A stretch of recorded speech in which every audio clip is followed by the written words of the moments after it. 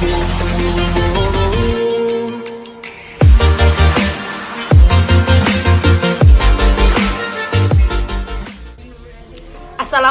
warahmatullahi wabarakatuh. Perkenalkan, nama saya Tri Yunulatumanuna, T2019-3150, akan menjelaskan tentang pengertian dan konsep supervisi pendidikan Islam. Yang pertama, saya akan jelaskan apa pengertian dari supervisi. Supervisi adalah aktivitas dan kegiatan pembinaan yang dilakukan seorang profesional untuk membantu guru dan tenaga pendidikan lainnya dalam memperbaiki bahan, metode, dan evaluasi pengajaran dengan cara bimbingan secara kontinu agar guru lebih baik, lebih profesional untuk meningkatkan tujuan sekolah. Jadi supervisi secara umum di sini adalah sebuah kegiatan yang dilakukan oleh seorang profesional. Seorang profesional ini maksudnya seorang yang sudah dipercaya oleh kepala sekolah, seorang yang sudah diutus oleh kepala sekolah untuk membantu guru dan tenaga pendidikan lainnya dalam memperbaiki evaluasi pengajaran dengan cara bimbingan secara terus-menerus, dengan tujuan agar guru lebih baik, lebih profesional lagi dalam meningkatkan pencapaian tujuan sekolah. Istilah supervisi di sini berasal dari bahasa Inggris, yaitu supervision, yang berarti pengawasan, pemeriksaan. Dan orang yang melakukan supervisi ini dinamakan supervisor. Jadi supervisi ini merupakan pengawasan dan pemeriksaan akademik yang berupa proses belajar mengajar, pengawasan seorang guru yang mengajar. Jadi tujuan diadakan supervisi di sini untuk melatih guru agar lebih baik untuk meningkatkan proses belajar mengajarnya. Berikut adalah pengertian dari supervisi dari beberapa sumber buku. Yang pertama saya ambil dari Piet A. Sehertian yang mendefinisikan bahwa supervisi sebagai suatu usaha yang memberi layanan kepada guru-guru baik secara individual atau maupun secara kelompok untuk memperbaiki pengajaran. Jadi supervisi di sini untuk memperbaiki proses belajar mengajar melalui evaluasi pengajaran agar bertujuan agar meningkatkan mencapai tujuan belajar. Yang kedua adalah menurut Mulyasa 2002, yaitu supervisi adalah segala usaha pejabat sekolah dalam membantu guru-guru dan tenaga kependidikan lainnya untuk memperbaiki pengajaran, termasuk menstimulasi, menyeleksi pertumbuhan dan perkembangan jabatan guru-guru, dan menyeleksi serta merevisi tujuan-tujuan sekolah, bahan pengajaran, dan metode-metode pengajaran serta mengevaluasi pengajaran.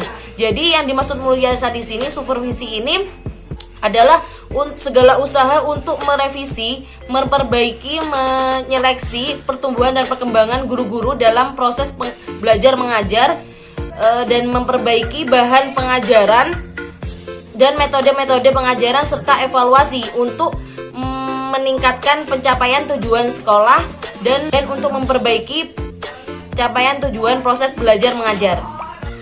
Istilah supervisi telah dikenal dan dibicarakan di dunia pendidikan, terutama di negara-negara maju. Untuk memahami pengertian dan makna yang terkandung dalam supervisi tersebut, akan disajikan rumusan-rumusan yang dikemukakan oleh pakar supervisi. Dalam Dictionary of Education menyebutkan, supervisi merupakan suatu usaha nyata yang dilakukan oleh pembina pendidikan dalam rangka untuk menumbuhkan kepemimpinan para guru sebagai usaha memperbaiki pengajaran. Jadi diadakan supervisi di sini adalah usaha untuk menumbuhkan sifat kepemimpinan para guru-guru sebagai usaha memperbaiki pengajaran. Mungkin hanya ini yang bisa saya sampaikan, kurang lebihnya mohon maaf atas segala kesalahan kata. Saya akhiri, wassalamualaikum warahmatullahi wabarakatuh. Assalamualaikum warahmatullahi wabarakatuh. Perkenalkan, nama saya Ahmad Nurholis Khairi, NIM T2019-3149. Di sini saya akan melanjutkan presentasi dari kelompok 1. Di sini saya akan menjelaskan tentang konsep supervisi pendidikan Islam. Konsep supervisi pendidikan Islam ini dibagi menjadi 6 jenis. Yang pertama ialah supervisi yang berfokus pada administrasi. Supervisi yang berfokus pada administrasi di sini memandang proses supervisi sebagai suatu kegiatan administrasi yang dilakukan oleh sekolah dalam rangka mencapai tujuan pembelajaran dalam sistem pendidikan. Yang kedua ialah supervisi yang berfokus pada kurikulum. Supervisi yang berfokus pada kurikulum di sini memandang bahwa proses supervisi adalah suatu kegiatan membuat kurikulum, merevisi, serta mempersiapkan unit-unit dan material pembelajaran yang akan dilakukan, serta memberikan laporan hasil pembelajaran peserta didik terhadap orang tua, serta membuat laporan secara umum dan evaluasi secara umum terhadap proses pembelajaran yang telah dilakukan. Yang ketiga ialah supervisi yang berfokus pada pengajaran. Supervisi yang berfokus pada pengajaran di sini memandang proses supervisi sebagai suatu kegiatan peningkatan pengajaran terhadap guru serta implementasi kurikulum di dalam kelas. Yang keempat ialah supervisi sebagai human relation.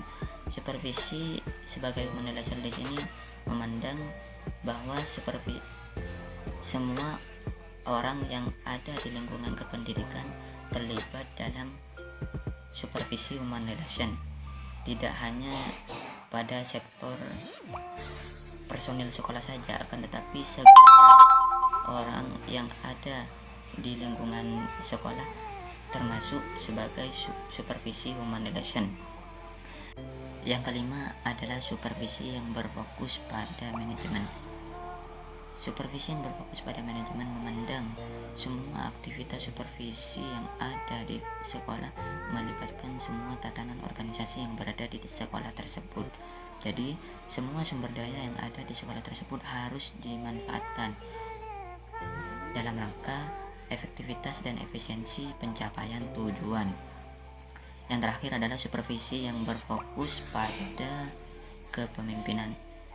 Tugas supervisi adalah mengajari guru menjadi pengajar serta pemimpin dalam pendidikan dalam reformulasi pendidikan masyarakat yang meliputi kurikulum, pengajaran, dan lain-lain. Mungkin hanya itu yang dapat kami sampaikan. Akhirul kalam. Assalamualaikum warahmatullahi wabarakatuh. Bismillahirrahmanirrahim. Assalamualaikum warahmatullahi wabarakatuh. Perkenalkan, nama saya Riko Haji Pratama, NIM T 2019-3108 dari kelompok 1 kelas MPIC 3. Ingin menerangkan mengenai tujuan dan fungsi supervisi pendidikan. Dari tujuan dulu. Tujuan supervisi pendidikan itu adalah yang pertama, mengawasi dan membina guru-guru atau kepala sekolah agar bekerja lebih profesional lagi dan agar mengingatkan agar lebih berfokus kepada tujuan sekolah bagi kepala sekolah. Yang kedua adalah membina guru-guru agar peserta didik ini lebih siap untuk memasuki terjun ke masyarakat, maksudnya bukan memasuki ini. Itu tujuan dari supervisi pendidikan. Jadi yang dilakukan oleh supervisi pendidikan ini sudah berprofesional dalam bidang pendidikan. Jadi makanya kita itu memiliki wewenang atau memimpin sebuah organisasi atau guru ataupun kepala sekolah untuk bekerja lebih baik lagi dan lebih profesional lagi, seperti itu. Nah, adapun dengan tujuan fungsi supervisi pendidikan ialah sebuah kegiatan untuk meningkatkan mutu sebuah sekolah ataupun organisasi. Yang kedua adalah untuk penggerak untuk penggerak sebuah perubahan yang ada di dalam sekolah. Untuk yang ketiga adalah fungsi supervisi ini untuk memimpin dan membimbing sebuah sekolah untuk menuju yang lebih baik lagi. Mungkin hanya itu yang ingin saya sampaikan, kurang lebihnya mohon maaf. Wassalamualaikum warahmatullahi wabarakatuh.